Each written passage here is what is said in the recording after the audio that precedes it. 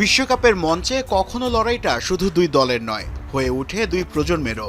শেষ ১৬র Spain Portugal ম্যাচে তাই সবার চোখ থাকবে দুই তারকার দিকে।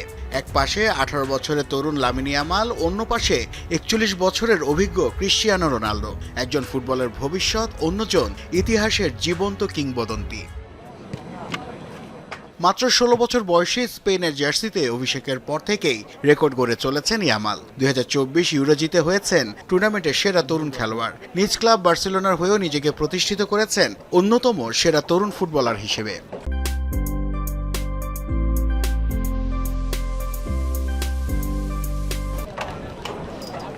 প্রথম বিশ্বকাপ খেলেই দারুণ ছাপ রাখছেন এই স্প্যানিশ উইঙ্গার। এবারের আসরে ৪ ম্যাচে গোল করেছেন একটি ও গোলে অবদান রেখেছেন দুটিতে। গতি, ড্রিবলিং আর সুযোগ তৈরির দক্ষতায় একবারের বিশ্ব চ্যাম্পিয়ন স্পেনের ভরসার অন্যতম নাম ইয়ামাল। তবে প্রতিপক্ষ হিসেবে পর্তুগালকে সমীহের চোখে দেখছেন স্পেন অধিনায়ক। আসলে আমি আগেও বলেছিলাম, এই বিশ্বকাপে ফেভারিট বলে কিছু নেই। এই বিশ্বকাপের প্রতিটি ম্যাচ ধরে ধরে আমরা এগোচ্ছি। আমাদের প্রতিপক্ষ অত্যন্ত কঠিন। আমরা যদি জিতি তাহলে আমরা বিশ্বকাপে টিকে থাকবো। অন্যদিকে সময় যেন থমকে গেছে ক্রিশ্চিয়ানো রোনালদোর জন্য। ক্যারিয়ারের ষষ্ঠ বিশ্বকাপ খেললেও গোলের ক্ষুধা এতটুকু কমেনি তার।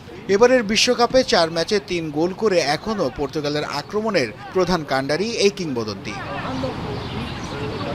চলতি বিশ্বকাপে রাউন্ড অফ 32 লড়াইয়ে ক্রোয়েশিয়ার বিপক্ষে গোল করে নকআউট পর্বে সবচেয়ে বেশি বয়সে গোলদাতার রেকর্ড গড়েন CR7। জাতীয় দলের হয়ে ২৩২ ম্যাচে ১৪৬ গোল করা এই ফরওয়ার্ডই একমাত্র ফুটবলার যিনি ৬টি বিশ্বকাপে গোল করার কীর্তি গড়েছেন। ৫টির ব্যালন ডিওর ও ৫টি চ্যাম্পিয়ন্স লিগ জিতে এখনও এই কিংবদন্তির অধরা রয়ে গেছে বিশ্বকাপ জেতার স্বপ্ন।